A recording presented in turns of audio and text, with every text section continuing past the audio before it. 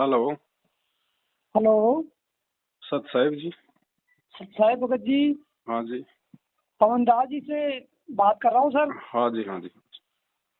एक बात कहूँ पवन दास जी आपको, जी बताइए। उम्र में तो आप मेरे बड़े भाई के समान हो। जी।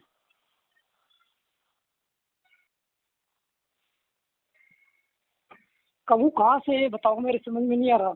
मैं जयपुर से बोल रहा हूँ, पवन दास। नहीं, बात तो मेरे को पता है, लेकिन आपको कहूँ कहाँ से, मेरे समझ में ये नहीं आ रहा कि मैं आपको कहाँ कहाँ से बताऊँ। क्या हो गया ऐसा? ये बताओ, जो सच्चाई बोलता है उसको गुरुद्रोही क्यों कहते हैं, ये मेरे समझ में नहीं आई बात। भाई सबसे बड़ा उदाहरण अपने गुरुजी हैं। गुरुजी ने जब शास्त्रों की सच्चाई बताई, दुनिया का सतमारा किया, तो उनको देशद्रोही की उपाधि दे दी ना। चलो आपकी बात मानी मैंने, ये भी आप गुरुद्रोही हो, लेकिन गुरुजी ने कहीं कोई ये साबित करा क्या कहीं वीडियो में कि पवन दास जयपुर वाला गुरुद्रोही है? क्या प्रशासन या देश दुनिया आज तक ये साबित कर पाई कि संत रामपाल जी देशद्रोही हैं?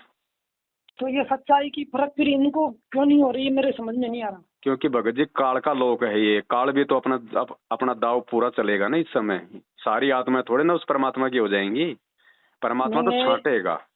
हाँ सही बात है, मैंने आपकी वीडियो काफी दिनों से देख रहा हूँ मैं, और काफी दिनों से आपसे मैं बातचीत करने की कोशिश कर रहा हूँ, लेकिन फोन नंबर मिल नहीं रहा था आपका। जी जी। तो आज मैं बैठा बैठा पता नहीं उदास सा हो गया था, मैं कोई वीडियो देख रहा था मैं। जी जी। तो मैंने वीडियो देखा तो मेरे को एक बात याद आ गई कि बुरा वही है जो सच्चा है। जी। अभी अभी मैं सवाई माधोपुर में, टोंक डिस्ट्रिक्ट में उनियारा तहसील पड़ती है, अच्छा। वहाँ का रहने वाला हूँ मैं। पास में गांव पड़ता है दोबड़िया। जी जी। तो भगत जी देखो, आपको अगर टाइम है या नहीं ये बताओ बात करने का, भाई कहीं तो आप बिजी हो। फिलहाल तो है, बताइए। देखो, मैंने नाम लिया था 24/8/19 को। अच्छा। और नाम मैंने, देखो मैं पहले सच्चाई बताऊं आपको, मैं संत रामपाल जी महाराज की बुराई करता था मैं पहले। जी। तो सीतापुरा के अंदर फैक्ट्री है केबल की, हम्म। वहाँ पे मैं इलेक्ट्रिशियन का काम करता था। तो तीसरी मंजिल पे मैं सो रहा था, तो मेरे से कोई बात हो गई वहाँ। हम्म। तो गुरुजी ने प्रथम मंत्र सतनाम सार नाम मेरे को एक ही बार में दिए थे वो। हम्म। लेकिन मैं उस चीज को सपन मान के रह गया। हम्म। फिर उसके बावजूद मैंने नाम भी ले लिया। हम्म। अब मैंने जब नाम की कमाई करी ना, हम्म। तो देखो पहला चांस तो देखो क्या हुआ कि मैं ऐसा नीच कुत्ता आदमी था, हम्म। क्योंकि मेरे मन का जो सामने वाला मेरे को मिल गया ना, तो देखो मेरे को कहने में और भी ये बात छुपा के रखना भी नहीं चाहिए जी जी। कि मेरे जैसा कुत्ता तो ही संसार में कोई होगा ही नहीं। जी जी। और मैं तो अभी भी अपने आप को कुत्ता ही समझता हूँ। जी। तो जब मेरे को उस चीज का ज्ञान हुआ ना, तो आज भी मैं तो ऐसा हो गया।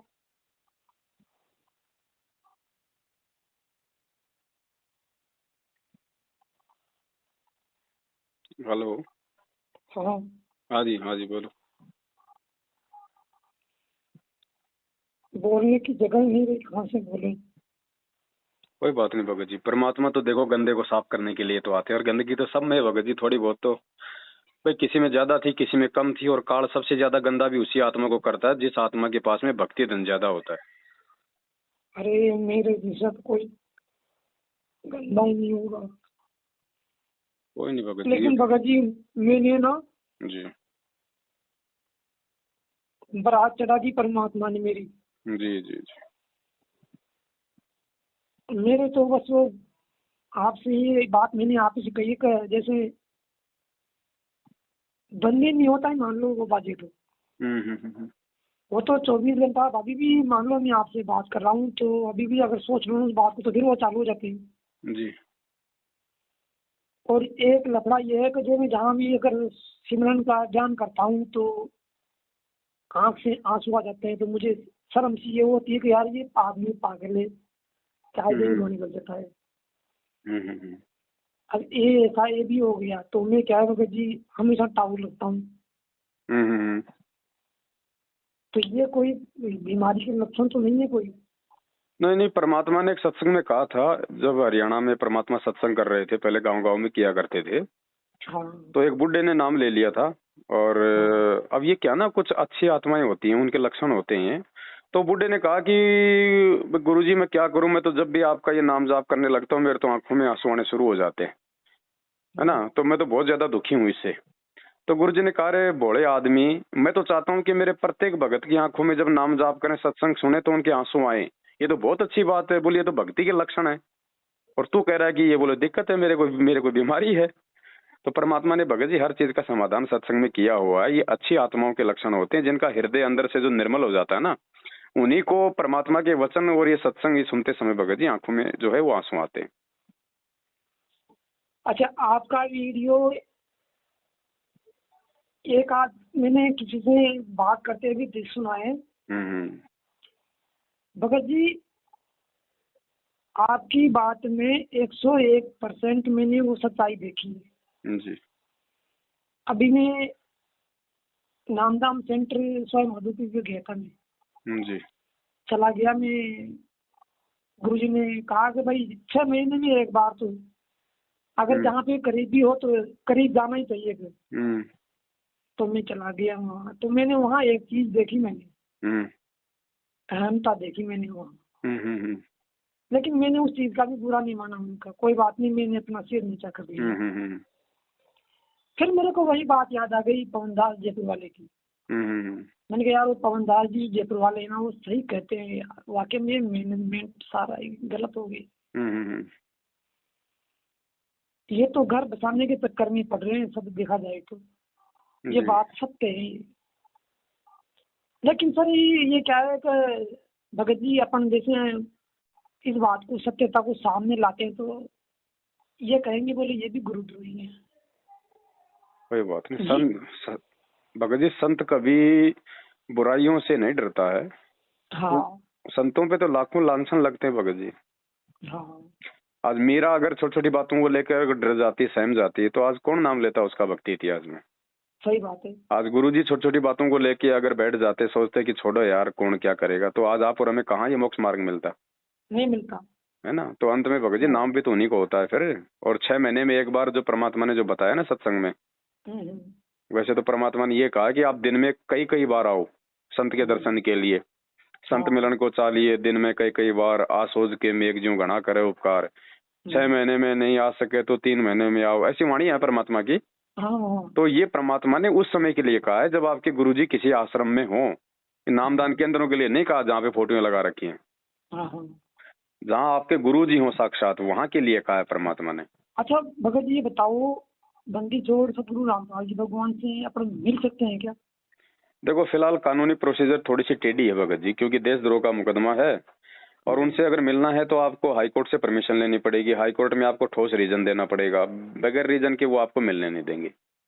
और रीजन हमारे पास में है नहीं। हम तो ये कहेंगे हम तो उनके चेले हैं जी, हम उनका दर्शन करना चाहते हैं। अब वो कहेंगे तेरे जैसे लाखों चेले हैं, हम क्या यही हमारी ड्यूटी है क्या, मतलब मिलाते रहेंगे तुम्हारे को? नहीं, बात सत्य है आपकी, वही बस यही बात रखेंगे सामने। हाँ तो फिलहाल तो भगत जी ऐसा है, ज्ञान आधार की भक्ति है। परमात्मा साक्षात धरती पे प्रकट है, चाहे फोटो में दर्शन कर लो चाहे साक्षात दर्शन कर लो, बात एक ही है, मन में विश्वास होना चाहिए। बाकी साक्षात बाकी मालिक तो है धरती पे, साक्षात भी देगा दर्शन। ऐसी बात थोड़ी कि कोई जेल से थोड़ी जाएगा सतलोक भगत जी, भगवान है। सही बात है। अपनी एक एक वाणी को सिद्ध करके जाएगा, पूरी दुनिया में अपने अपने नाम का झंडा फहरा के जाएगा। इस पृथ्वी पे कलयुग में सतयुग की स्थिति बना के जाएगा भगत जी। अभी मेरा परिवार पूरा राधा स्वामी में जुड़ा हुआ है जी। पूरा परिवार, मेरे पिताजी और मेरे पिताजी अभी ये दुर्गा है ना उसकी साधना करते हैं। तो मेरे पिताजी से मैंने कहा, उनके बाबूजी एक बात बताओ मेरे को, आप मेरे पूज्य पिताजी हो। आदरणीय बोला करो, आप उनको पूज्य मत बोला करो। अब केवल आप उनको आदरणीय बोला करो। अब आदरणीय हाँ हाँ हाँ हाँ, सॉरी देखो भगत जी गलती हो गई। कोई बात। आदरणीय मेरे पिताजी हो। तो आप देखो ये जो साधना कर रहे हो तो ये शास्त्र के विरुद्ध है, तो इसमें तो मोक्ष मार्ग है ही नहीं, और जो भी आप मांगोगे ना वो भी नहीं मिलेगा इसमें तो। सही बात। तो उन्होंने कहा कि इस चीज का कोई प्रमाण, तो मैंने कहा कि आप वाणी गाते हो, तो ये इसमें लिखा हुआ है कि ओम सोम दो दोरी दोले, श्रुत गांगड़ा पे ध्यान लगा ले, सुकमण में बुआ ले बीज हीरा निपजेगा, भक्ति को लगा ले बाग हीरा निपजेगा। देखो यहाँ भी इस वाणी का जिक्र आ रहा है, हर जगह दिया परमात्मा ने। फिर एक जगह वहां भी दिया है कि ओम सोम दो, हाँ ओम सोम आता जाता, और जो जिनकी डोर लगी मालिक से, वो समझोड़ा संत करेगा बातों जी।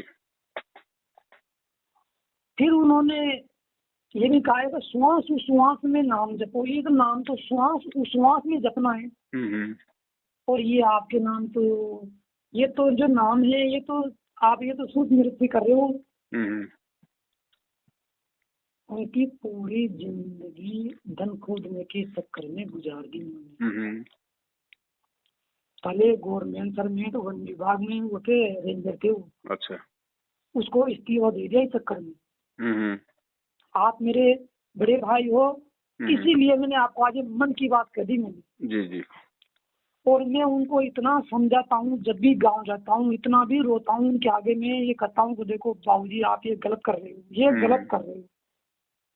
और मेरी माँ है ना, मेरी माँ ने मैं ये बोला मुझे, देखो माँ मैं आपका पुत्र हूँ और मेरी आप माँ हो, तो ये बताओ मैं आपको, मेरे को आप कभी गलत नहीं शिक्षा दोगी, और आपका बेटा अभी ये मान लो कि मेरे को कभी गलत नहीं शिक्षा देगा, तो माँ मेरे कहने से एक बार उस परम पिता परमेश्वर बंदी छोड़ सदगुरु रामपाल जी भगवान की शरण में चले जा।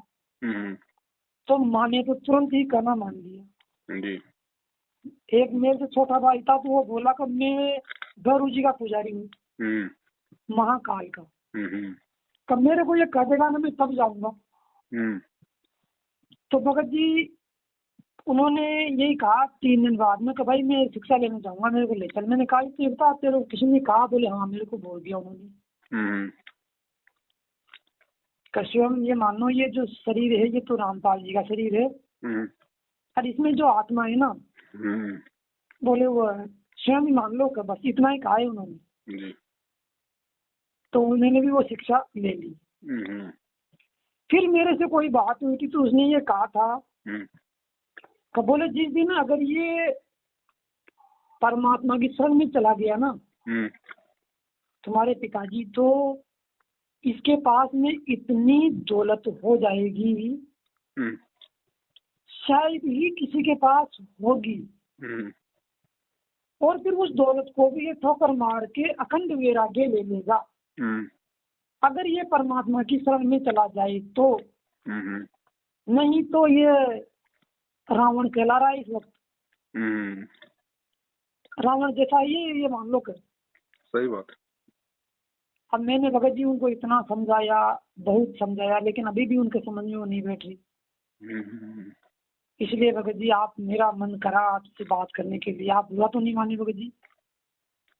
देखो भगत जी वो उनके अपने संस्कार हैं, और हम किसी के संस्कारों में बदलाव नहीं कर सकते, परमात्मा ही करने में सक्षम है। हम केवल उनको संदेशा दे सकते हैं बार बार उनको जगाने के लिए। हाँ। दूसरी बात, केवल यही एक भक्ति है पूरी दुनिया में जो माता पिता के ऋण को उतारती है, वरना माता पिता का ऋण नहीं उतर सकता। ऋण और ऋण उतरे बिना हम मोक्ष नहीं प्राप्त कर सकते। सही बात है। तो अपने माता पिता को मोक्ष का रास्ता दिखा देना, उनका भार उतार देना है। ठीक है, तो आपने वो काम कर दिया, माता जी तो जुड़ गई, पिताजी को आपने मार्ग बता दिया, अब वो नहीं जुड़ते हैं तो भी आपका मतलब जो ऋण जो है वो मतलब उतर जाता है। तो आपने अपनी जिम्मेदारी आपने पूरी की। अब बाकी भगत जी आत्मा और परमात्मा के बीच का खेल है। हमने यदि वो नहीं जुड़ते हैं तो हमने उनको लेके मतलब किसी भी प्रकार से व्यथित नहीं होना है। क्या पता उनके संस्कार 2 महीने बाद, 6 महीने बाद में, गुरु जी के आने के बाद में, तो उसी समय जुड़ेगी ना वो आत्मा। और आपके परिवार में है तो जाहिर सी बात है परमात्मा शरण में भी लेगा। अच्छा भगत जी ये बताओ, आप जयपुर में कौन सी जगह रहते हो? फिलहाल भगत जी मैंने जयपुर मैंने छोड़ रखा है। जयपुर छोड़ रखा है? हाँ। अभी कहाँ रह रही हो? अभी ना पूछे तो ठीक है फिलहाल तो भगत जी, चलो अच्छी बात है है। ना। हाँ ठीक।